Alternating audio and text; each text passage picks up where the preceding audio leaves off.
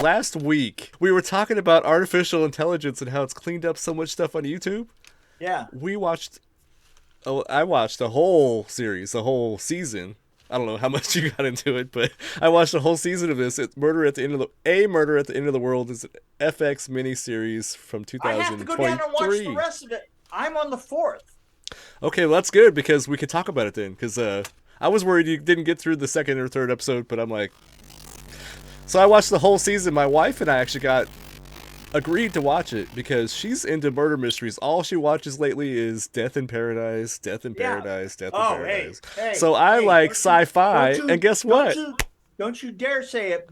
It's bring them all together. Don't you dare say anything against. What did you No, say? actually, I like Death in Paradise. I just that's Yeah. all she watches is mystery Yeah. shows, PBS Yeah. and British Hey, shows. have you seen the offshoot of Death in Paradise? No, but she's talking about it, and she's also saying, Really, Hey, it's, should we get BritBox? and I'm like, oh, I don't know. it's really good. BritBox literally went up $30 this year, and this is the first year that I went. I don't know. You know, it's like almost 100. It's almost $100, right? Well, I tried to go online, and I went to BritBox and acted like I was going to subscribe, and then I bailed out. And I waited like 2 days, and they sent me something saying, "Hey, you forgot to finish your order." And I was hoping they'd say, "Here's a 50% off coupon." That's what. Yeah, right. I'm waiting for that myself. So I said, maybe we should wait. You know who it did? You know who it did work with? Worked with HBO. Oh, did it really? I did that exact thing on the HBO. I went, you know what, hon? I don't want to get HBO if we're only gonna get it for like my wife watches it for what is John Oliver, right? Right. Oh yeah. She watches HBO for John Oliver, and I was like, you know what? Just We got to dig deeper. They have Turner Classic Movies. They have the Criterion Collection. What else do they have on HBO? Other stuff, comedy stuff too, like Comedy Central and stuff like that. I don't know. yeah. But the TCM, I would am be not- curious about that. You know what? My problem with stand up is like I watch two jokes and I go, and now we're gonna watch 20 different variations of the first two jokes because comedy to me is just Yeah, it's hit or miss with me. get it but anyway, I seem to like assholes though. I like Bill Burr a lot for some reason. I connect with asshole comics. So why is that? why would that my wife connects with Bill Burr and I don't care about Bill Burr. I mean, Bill Burr is needs to get laid is what I keep thinking. I think it's an act. I think he's probably a sweetheart when he's not in front of well, people. then his act needs to get laid. Speaking of Okay. getting laid, the main character in this at one point did get laid, I think. Let me think. Yep. Yeah. Anyway, Darby, she is actually a Gen Z amateur sleuth, and she attempts to solve a murder at a secluded retreat for a lot of people that are getting into technology and stuff, and AI plays a huge role in this. Yeah, and I think that she's doing I think that she is doing a great job. She reminds me Oh, of she's amazing, yeah. She reminds me of the woman from The Good Place. Kristen Stewart, right? Yeah, Is it Kristen Stewart? Dax Shepard's wife, right? Dax Shepard's wife, right. What is her name? Kristen Bell. Yes, Kristen Bell, right. She reminds me of Kristen Bell. The same look, she's like Kristen Bell, only she's talented. We're talking about Emma Corrin, or Corinne probably. Emma Corrin, yeah. But she plays Darby Hart, and she actually blows me away. She's really awesome. She's the perfect lead for this, and She's the perfect lead for this, right? and actually everybody that's in this is cast in the right role. Yeah, no. Even Clive Owen, who plays the dick, basically, or who you think might be a dick, or maybe head is a dick. dick. I don't know. It could be a dick. Yeah. See, I don't want to give it away, but this reminds. Oh, one thing this really reminded me of when I was watching. I kept thinking of Katla, that movie with the volcanoes, Iceland, Right? Because it was shot in Iceland. You know what it is? It's. I told my wife this is the Agatha Christie 10 is it 10 little sheep? 10 little. Like it was like 10 little Indians, but I think they changed it. It was something else in Britain. What was it? No, it was right. 10 little something. I can't remember. It's a combination of that. I know what you're talking about. But yeah. Yeah, combine that with Monarch, so that you're all in Alaska, right? Well, it also reminded me of 1899. Oh yeah, there's something about it that that's slow like that.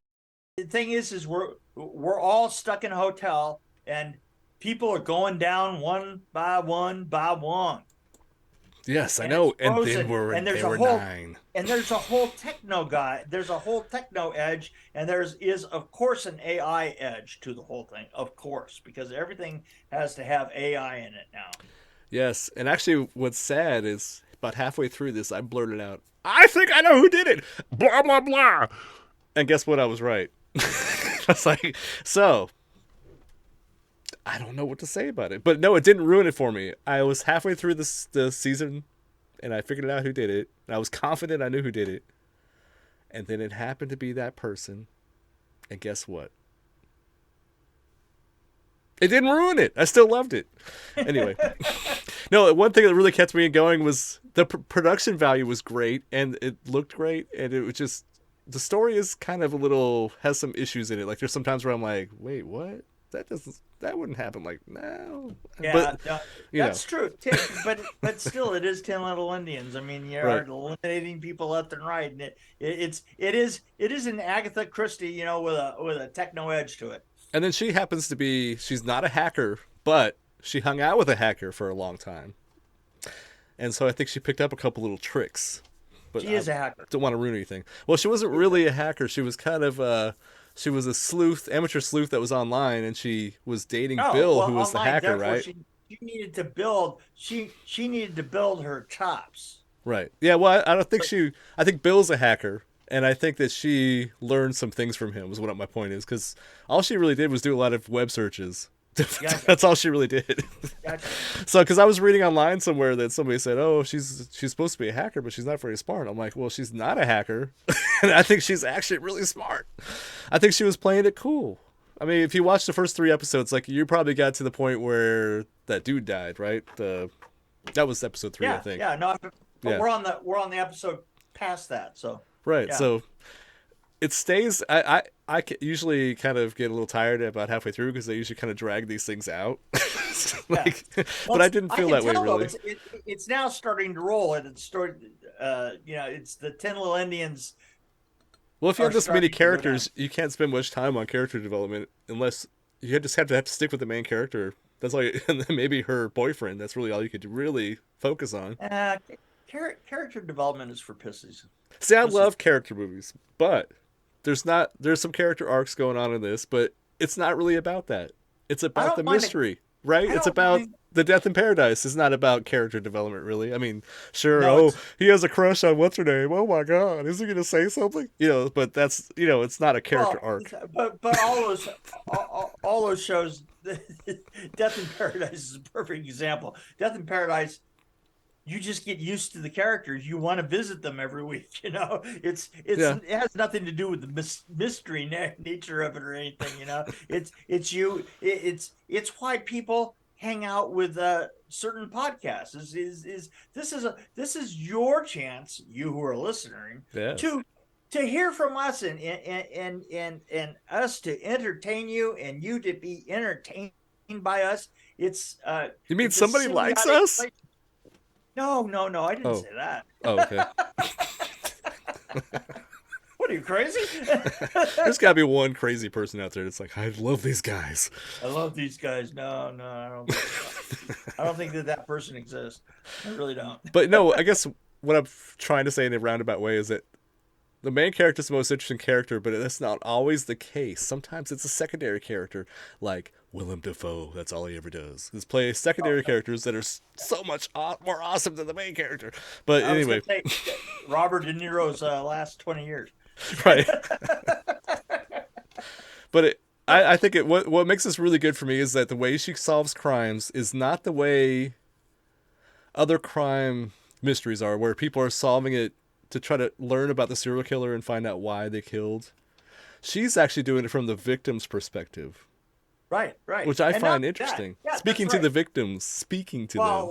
She speaks to the bodies, So. Right, but I think it's from their perspective, so it makes them the central focus instead Yeah, of the killer, yeah. which I thought was interesting. I have loved I have loved this. I highly recommend it. And there's some parts that don't make sense, like it's 20 degrees below zero, and they're walking around without gloves outside. But Yeah, whatever. I mean, yeah, I've been whatever. in 20 below, and it's not fun. But anyway, I I I want to give this a 3.9, just like I did last week. yes, and I think there should be a second season of this. Oh Like yeah. there should be for 1899, but there never will No, 1890. How would they do that? be. That's a good question. Well, that Gotcha. 1899. Gotcha. Well, No, let me I tell you about absolutely got you. 1899 I absolutely got you. briefly. But then I was remembering 1899 was so wacky that they could almost take any angle and make sense out of it. It's like, you know what I mean? Yeah, They could almost yeah, pick but another character and just like go with that. Like, we're gonna take this other yeah, but character and have it a could be like, parallel kind of thing going on with the other thing that we saw. It's gonna be kind of a parallel universe type thing. aren't we tired enough of You that? go through this. In all the Instead of a modern triangle, she's gonna go through an oval.